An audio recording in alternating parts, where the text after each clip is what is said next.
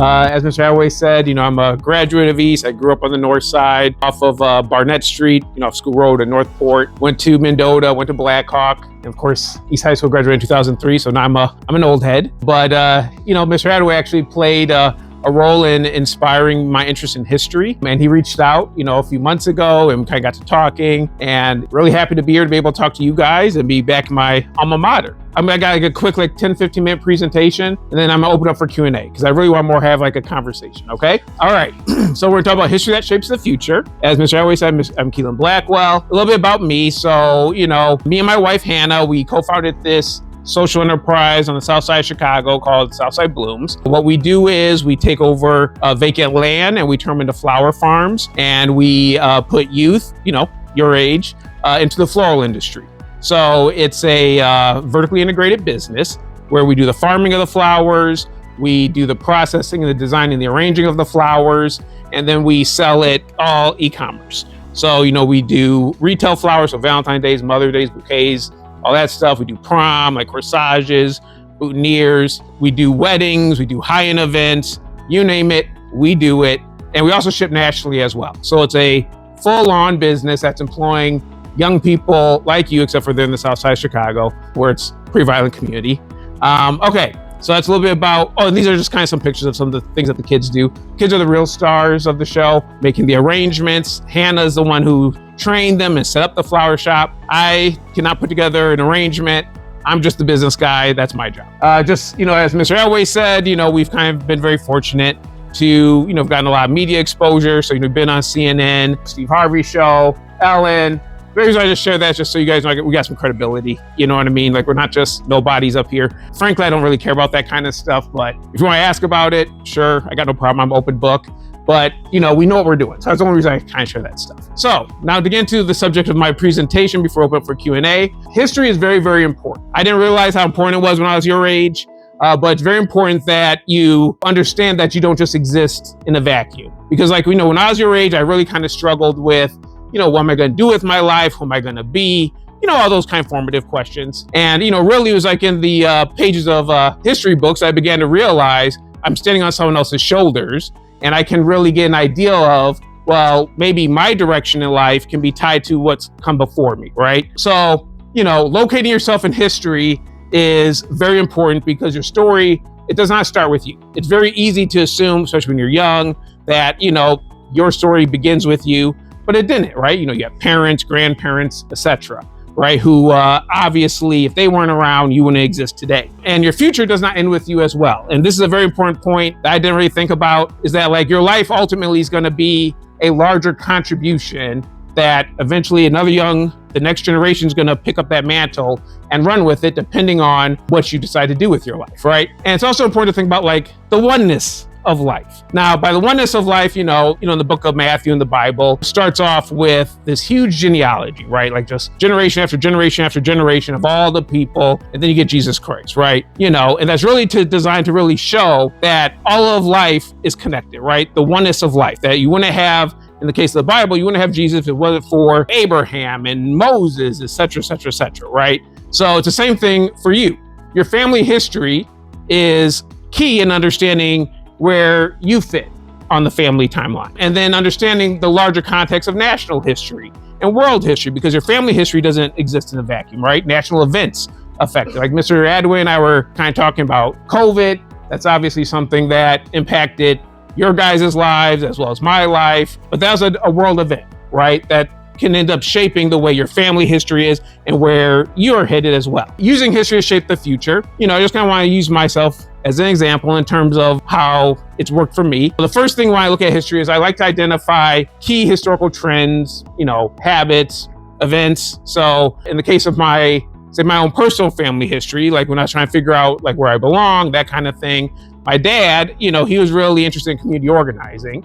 And, he was the one who kind of got me interested in community work, to begin with. He sort of forced me to volunteer at this place called Kennedy Heights Community Center, on the north side as a punishment at first. And, but really kind of got me interested in, hey, you know what? My life isn't just about me. My dad's really big on doing that, so I really kind of began to see that okay, my life's kind of connected to sort of his legacy in that sense. Because, I don't know if you guys are familiar with like the Warren Park Community Center on the north side. Okay, well, my dad helped to build that, Well, I'm kind of proud of him for that. But anyway, so like those are the kind of things I've seen, like, my dad do. I'm like, okay, like that's a little trend that I'm seeing in my family history, right? Identify your own personal interests and passions, right? Like everyone's interested in something.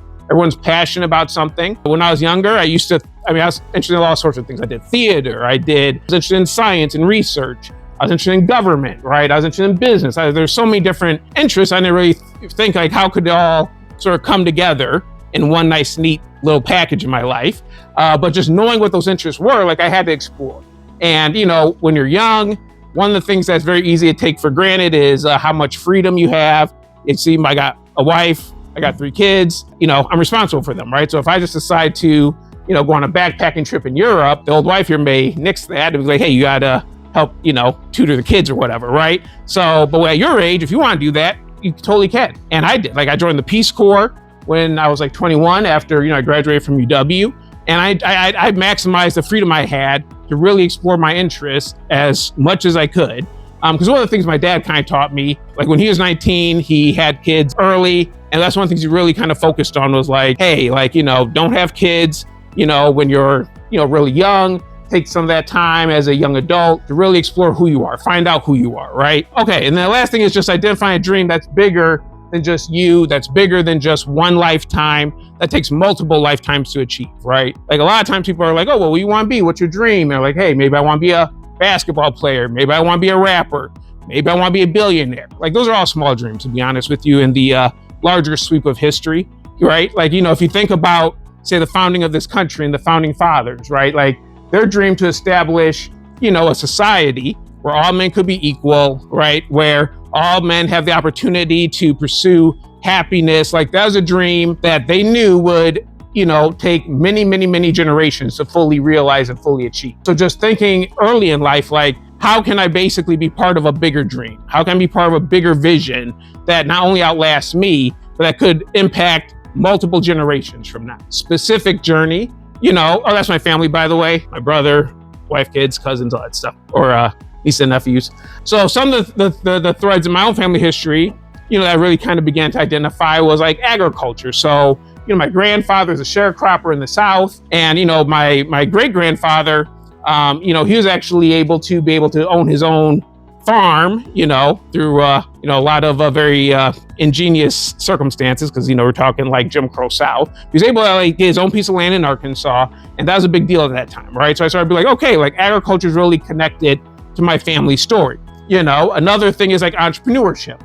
There's a lot of people in my family who are entrepreneurs, right? Like, my aunt, she's an artist and she's pretty successful in Milwaukee. My uncle, he started his own cleaning business in Milwaukee, right? So that I noticed, like, okay, there's a lot of entrepreneurship in my family. My grandfather started a bar in Milwaukee. My family's from Milwaukee, if you didn't pick up on that. I'm from Madison, but they all moved from Milwaukee and Madison. Okay, education, that was really big in my family as well. Like my grandfather on my dad's side, he went to Milwaukee School of Engineering. For a couple years he didn't finish, but he really instilled that education was very important. My dad, he started at UW.